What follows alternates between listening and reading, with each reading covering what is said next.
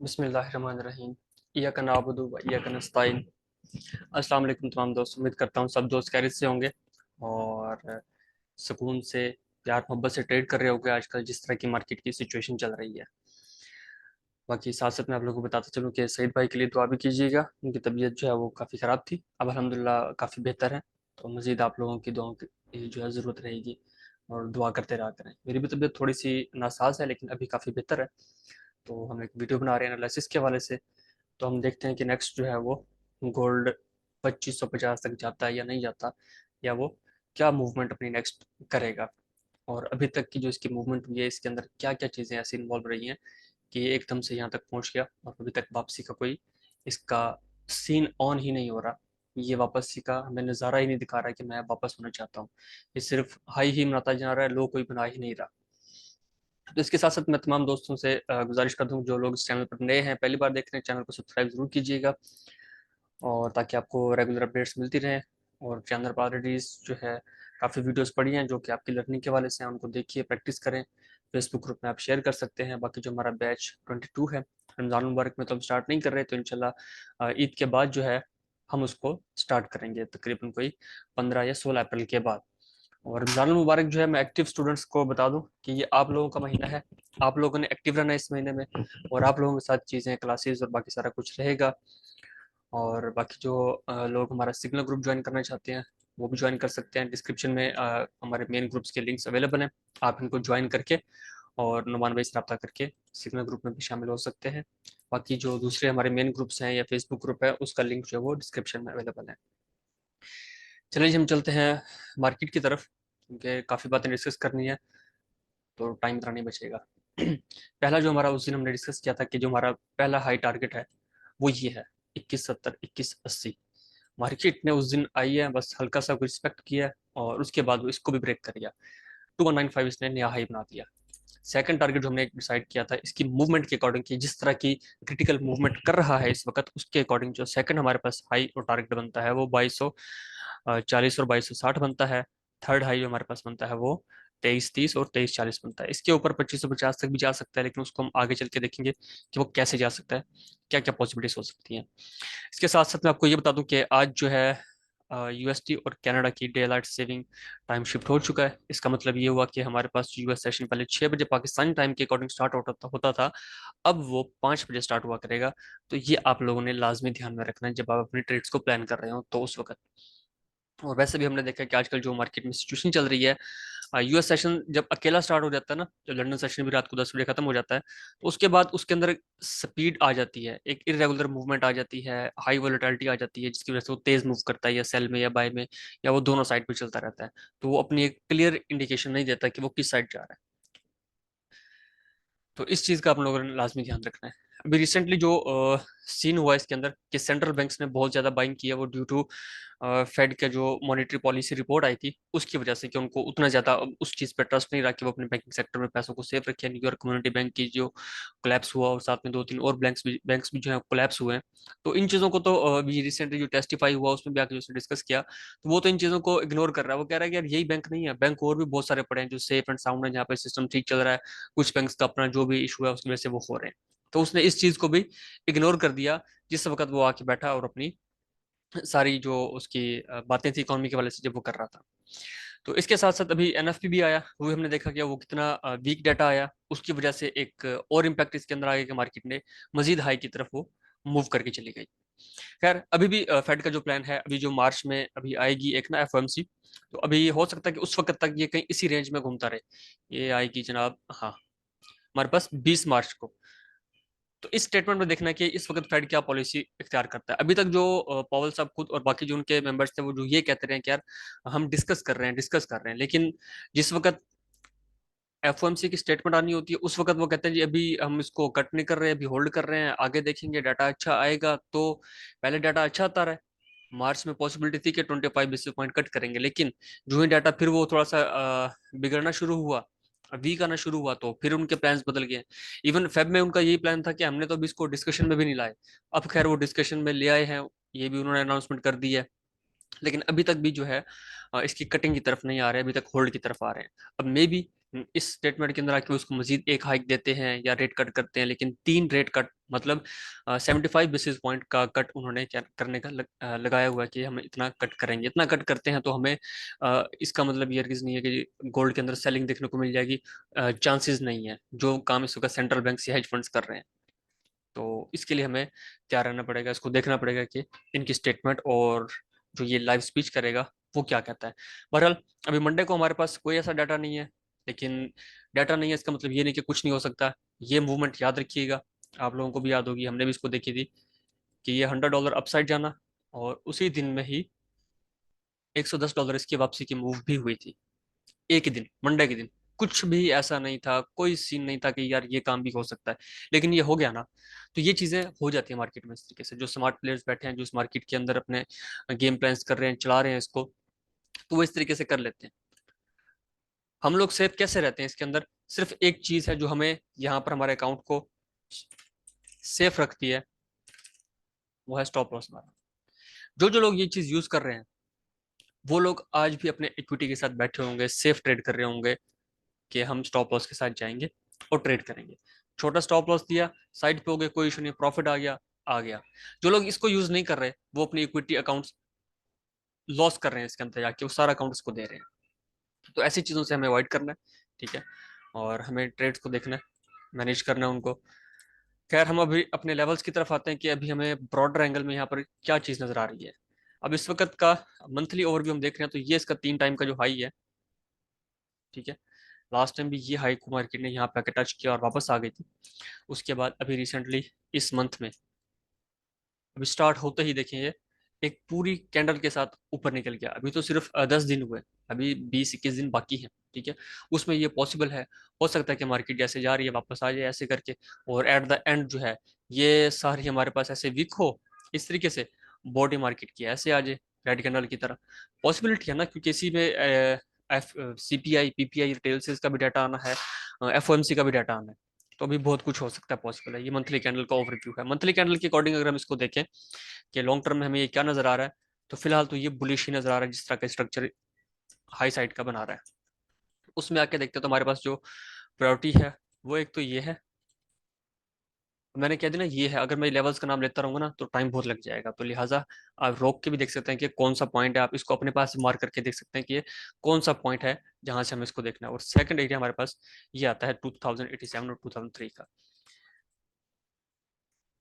Monthly के अंदर।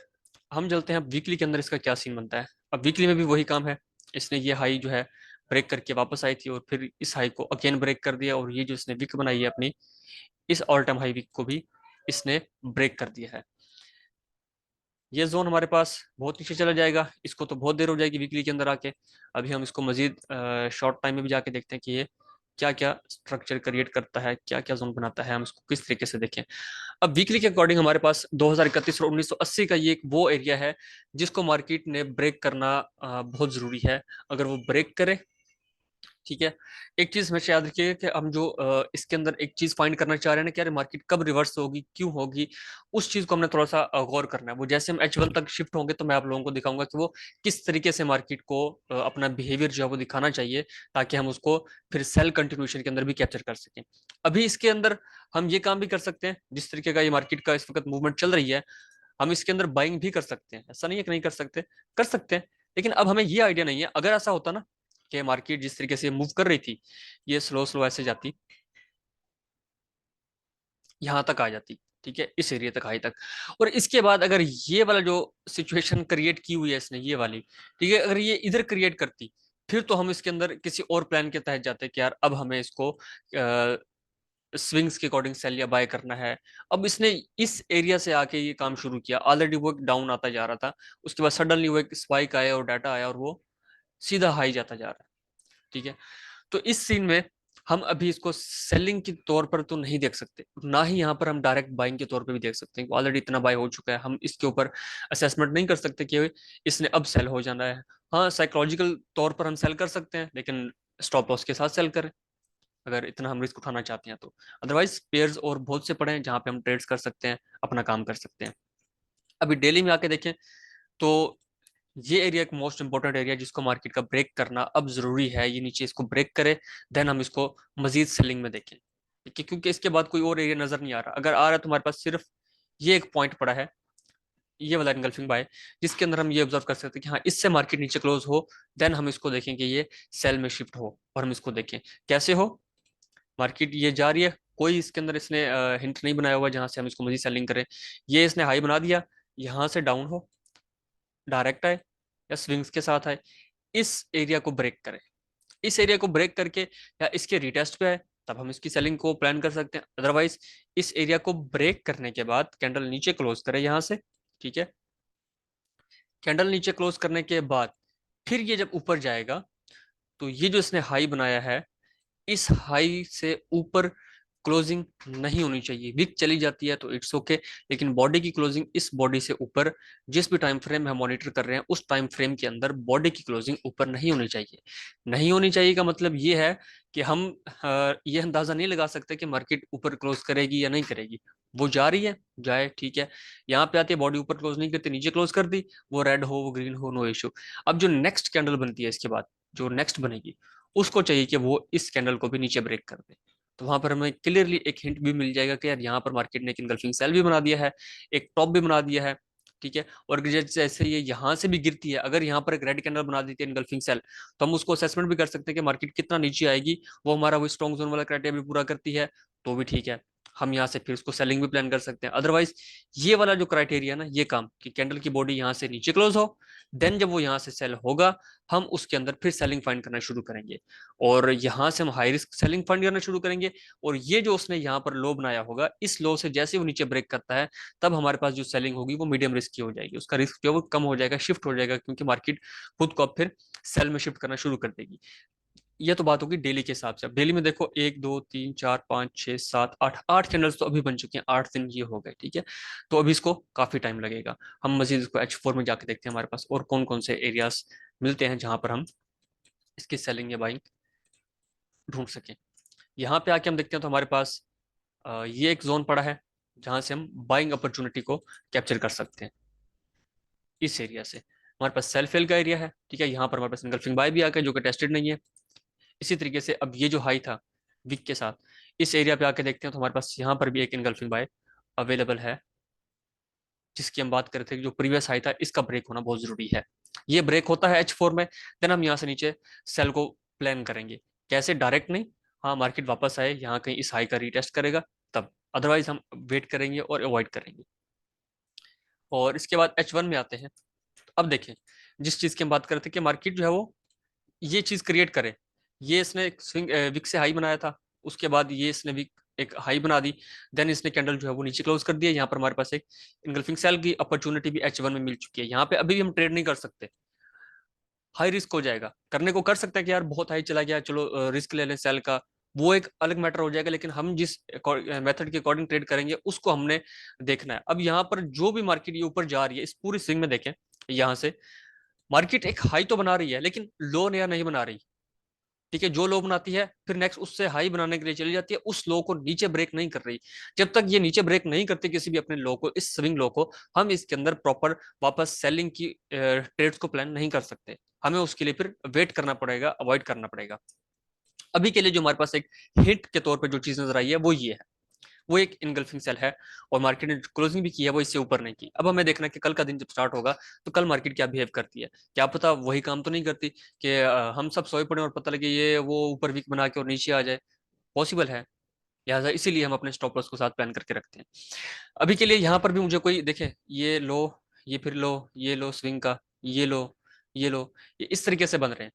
तो नीचे कोई भी लो ऐसा नहीं है जिसके नीचे मार्केट ने क्लोजिंग की हो, तो हमें वो चीज चाहिए, अभी नहीं मिल रही। वो जब मिलेगी हम फिर उसके अकॉर्डिंग इसको सेल में शिफ्ट करना प्लान करेंगे।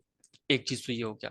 और दूसरा काम जो हम अपने मेथड के अकॉर्डिंग देखते हैं, हम गल्फिंग में देखते हैं, हम फेल्ड सेटअप को भी ट्रेड करते हैं कि फेल्ड हमें जहां पे मिलेगा हम उसको फिर प्लान करते हैं कि यार कंफर्मेशन के साथ प्लान किया जाए।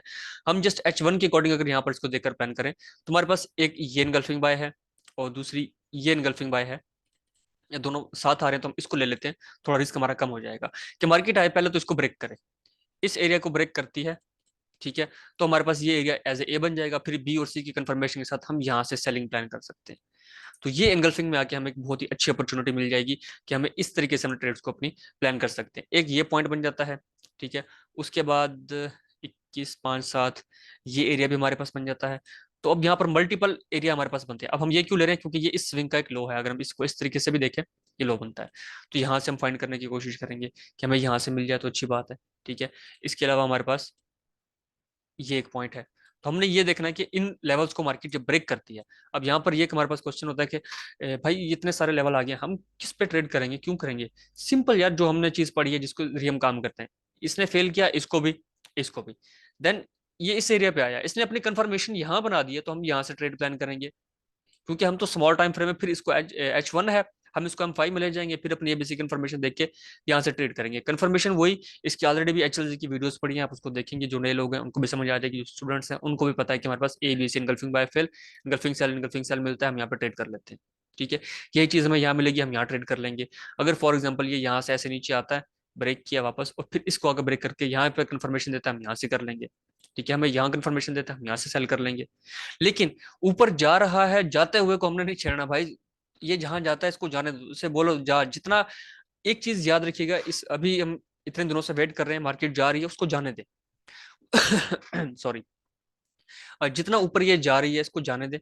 जितना ऊपर जाएगी हमारे लिए आने वाले टाइम में ट्रेड्स करने की अपॉर्चुनिटीज जो है वो ज्यादा बनेगी, हम इससे ज्यादा अच्छा प्रॉफिट कर सकते हैं।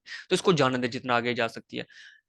तो ये कुछ एरियाज ऐसे हैं और कुछ प्लान ऐसा है कि जिसके अकॉर्डिंग हम इसको सेल कर सकते हैं। और बाय तो हम यहाँ पे हमें कुछ नजर नहीं आ रहा हायर टाइम फ्रेम में कि हम प्रिसाइज करके जाएं, स्मॉल टाइम फ्रेम में जाते हैं। अब ये देखो यहाँ पे आके हमें बाइंग की अपॉर्चुनिटीज मिले तो मिले, अदरवाइज मुश्किल है, ठीक है। कैसे मिलेगा कि हमारे पास ये टेस्टेड बाय है, फ्रेश नहीं है। ये भी देखो टेस्ट हो गया। अब हमारे पास H1 तक फ्रेश बाय नहीं है, हम कैसे इसको प्लान करेंगे। मजीद स्मॉल टाइम फ्रेम में आते हैं, तो ये भी टेस्टेड बाय है, ये भी टेस्टेड बाय है। तो हमारे पास कोई फ्रेश पड़ा नहीं है। फ्रेश होता तो हम एक रिस्क के तौर पे उसको ट्रेड करते कि हाँ इसको करेंगे। दूसरा ऑप्शन हमारे पास ये होता है जिसको हम हाई रिस्क भी कहते हैं। इस वक्त मार्केट अपने टॉप पर भी पहुंची हुई है, ये एनगल्फिंग सेल है, इसको मार्केट ब्रेक करता है, हम तकरीबन 50 से 60 पिप्स की ट्रेड वहां पे भी ले सकते हैं। तो वो थोड़ा सा उसमें रिस्क ज्यादा हो जाता है, तो इसलिए अवॉइड कर लें। अच्छी बात है, प्रैक्टिस आपकी है तो उसके ऊपर जरूर काम करें। अभी के लिए जो इस वक्त सीन इसके अंदर चल रहा है कि 2550 तक क्यों जाएगा, कैसे जाएगा, किस लिए जाएगा। अभी जो हम यहाँ पर हाई देख रहे हैं प्रीवियस, वो ये था, ठीक है। अब यहाँ तक जो मार्केट पहुंची है वो कहाँ से निकली है, इधर से। तकरीबन ऑलमोस्ट $100 की मूवमेंट उसने यहाँ से यहाँ तक की है गोल्ड ने, और देन वो जाके इस एरिया को ब्रेक करेगा। अब $100 की मूवमेंट इसने यहाँ से यहाँ तक की है, और यहाँ से ये कितना मूव कर चुका है, जस्ट $60, ठीक है। अब जो चीज हम प्लान कर रहे थे कि मार्केट इस तरीके से ऊपर जाती है, फिर नीचे आती है, फिर ऊपर जाती है, फिर नीचे, फिर नीचे। अभी जिस तरीके से ये एक अच्छी खासी मार्केट डाउन आना चाहिए, इस तरह का सीन यहाँ कहीं नहीं हो रहा। अगर ऐसा सीन बनेगा, हम तब इसको प्लान कर सकते हैं कि हाँ मार्केट अब एक प्रॉपर स्विंग्स के अंदर मूव करना शुरू कर रही है, कि इसके अंदर से जो स्मार्ट प्लेयर्स आके बैठे हैं वो अपना प्रॉफिट लेके साइड पे हो रहे हैं और मार्केट के अंदर नया ऐड कर रहे हैं। स्टेप बाय स्टेप वहां पर आकर अब और लोग भी सेलिंग में इंटरेस्ट ले रहे हैं और ये नीचे आना चाह रही है। तो उस सूरत में अगर ये इसके हम कम से कम भी 2 से 3 स्विंग्स को मॉनिटर करें कि 3 स्विंग्स हमें मिले $100 के, तो हम यहाँ पर एक्सपेक्ट कर सकते हैं कि अगर ये 2021-30 पे है, तो यहाँ से 3 स्विंग मतलब $300, तो वो हमारे पास तकरीबन $300 जाके बनता है ऑलमोस्ट यही 2450-2500 की रेंज में, ठीक है। और वो डायरेक्ट भी नहीं जा सकती, इतना भी नहीं है, खैर जा भी सकती है भाई, ऐसा भी कुछ नहीं है। ये मार्केट अब नया हाई बना रही है, कुछ भी पॉसिबल है। अगर यही चीज हम इसको प्रीवियसली मंथ्स में या वीक्स में जाके, मैं आपको अभी दिखाता हूँ पीछे कि जो मार्केट नीचे फिर रही थी, वो वहां से कितना उसने एक अपना हाई बनाया, जब उसने अपना रिसेंट हाई जो था उसको ब्रेक किया। अब यहाँ से यही एक्सपेक्टेशन है, मार्केट इस तरीके से अगर रिट्रेसमेंट्स लेना शुरू करती है, तो वो रिट्रेसमेंट्स लेते लेते जैसे सेल में आना शुरू होगी, हम जैसे लोग समझेंगे कि यार ये सेल आना शुरू हो गई, चलो करो सेल। वो फिर यहाँ से निकलेगी बाय, वो जितना सेल आई है उससे डबल बाय, फिर जितना सेल आई है उससे डबल बाय। पता लगेगा वो वहीं जाके हमारे $2500 से वो भी ऊपर जाके निकल गई। क्योंकि इस साल जब स्टार्ट हो रहा था, तो वर्ल्ड गोल्ड काउंसिल और बाकी लोगों ने भी ये फोरकास्ट की थी कि इस साल गोल्ड का जो एक एस्टिमेटेड प्लान है वो $2400 की भी कॉल आई है, ठीक है। $2500 की भी कॉल आई है। इवन एक पर्सन जो उस वक्त कह रहा था, उसकी जो एनालिसिस चीजें हैं, जो उनके फंडामेंटल एक्सपर्ट्स होते हैं, उसके अकॉर्डिंग $2900 गोल्ड की उनकी फोरकास्ट है कि इस साल ये इसकी प्राइस यहाँ तक जा सकती है, जो कि इस वक्त सिचुएशन चल रही है। ठीक है, तो ये काम भी हो सकता है। और ओवरऑल क्राइसिस अगर आते हैं, वो आप लोगों को बेहतर पता है कि किस मुल्क के या किस कंट्री के क्राइसिस आएंगे तो क्या काम मार्केट में हो सकता है। ये चीज देखें जो मैं भी आपको बता रहा था। अब ये वीकली का एक एक्सपोजर आपके सामने है, ये हाई था, ठीक है, ये रेंज देख लें 685 से 1006 डॉलर तक की।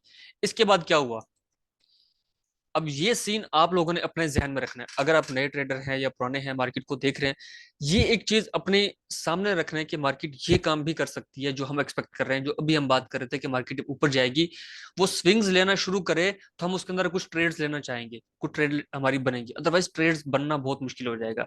अब ये चीज देखें, कितना मार्केट यहां से निकली है, जैसे उसने इस हाई को ब्रेक किया 2009 में, उसके बाद क्या हुआ, अब ये आप देखते हैं जी, $920 की मूव।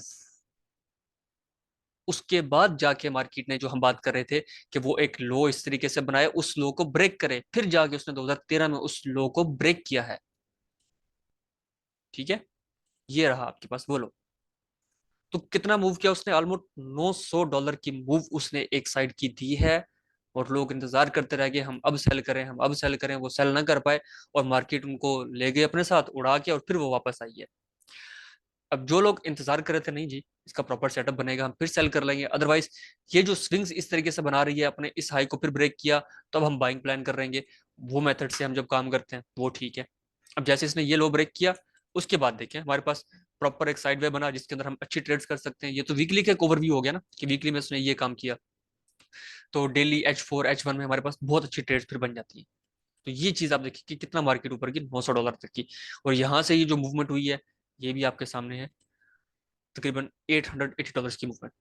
तो ये काम मार्केट करती है, क्योंकि ये एक एसेट है, इसके ऊपर बहुत सी दुनिया इसको अपने पास सिक्योर करती है, सेव करती है अपने सेफ हेवन के तौर पर।